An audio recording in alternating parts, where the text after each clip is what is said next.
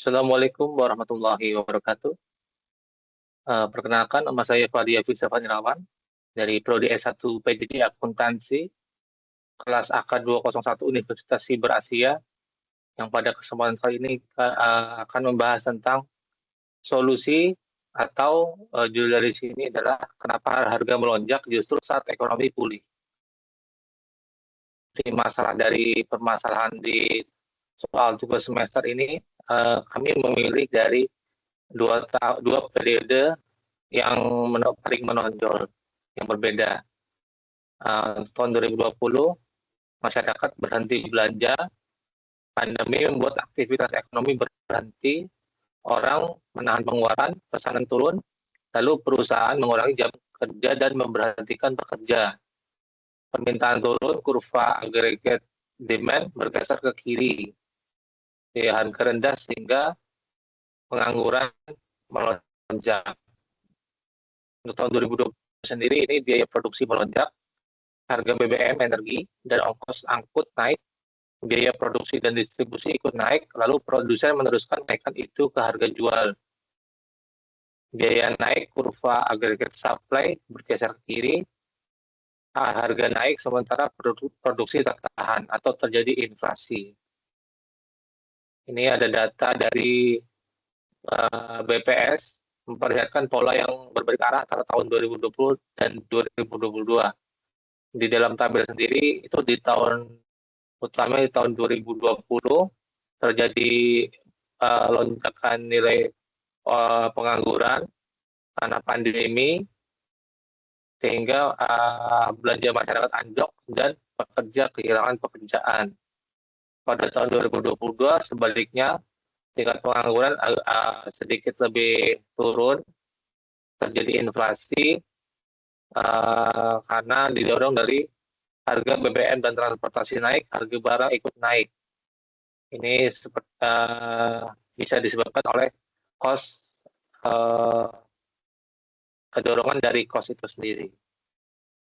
Kemudian ini kurva yang AD bergeser ke kiri, itu sudah dijelaskan juga di lembar jawab yang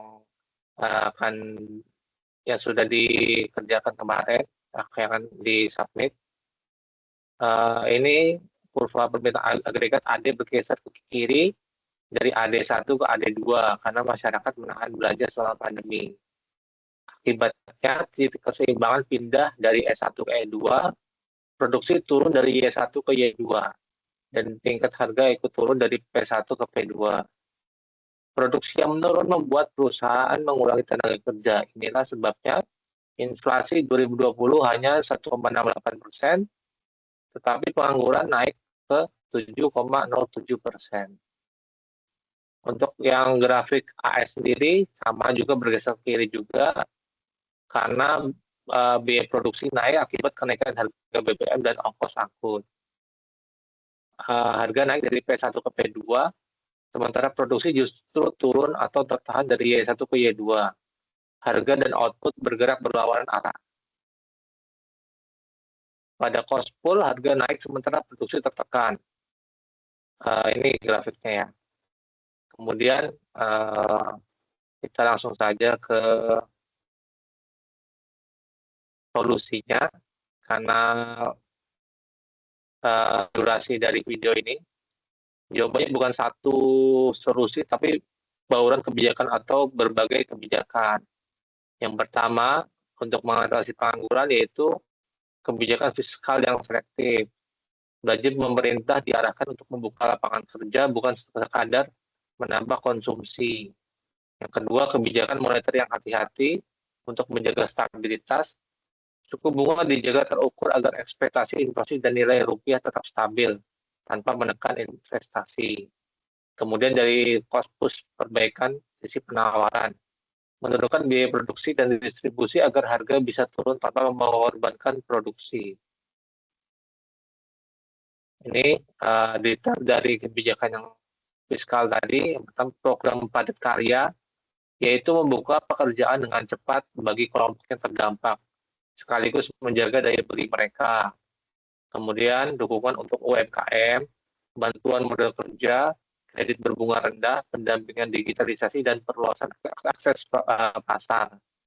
Kemudian yang ketiga, subsidi upah sementara, membantu perusahaan mempertahankan pekerjanya agar tidak terjadi gelombang pemutusan hubungan. Yang keempat itu infrastruktur produktif, menambah kapasitas produksi dan menurunkan biaya logistik dalam jangka panjang. Syaratnya, jika terlalu besar dan bersifat konsumtif justru akan menambah tekanan inflasi yang baru. Kemudian ini rincian dari untuk menekan inflasi pada tahun 2022. Yang pilar keduanya kebijakan moneter yang hati-hati. Kemudian yang seperti yang tadi ya, ini coba saya lihat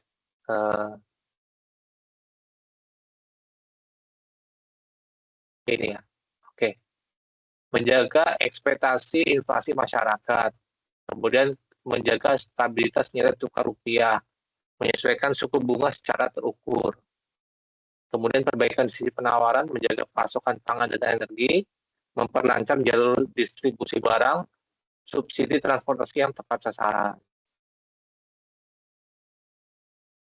Jadi ini saling berkaitan ya, kebijakan fiskal selektif, ada yang bergeser ke kanan, kebijakan moneter hati-hati sehingga bisa menekan inflasi. Kemudian di sisi penawaran ini AS bergeser kembali ke kanan, biaya turun, inflasi ikut turun.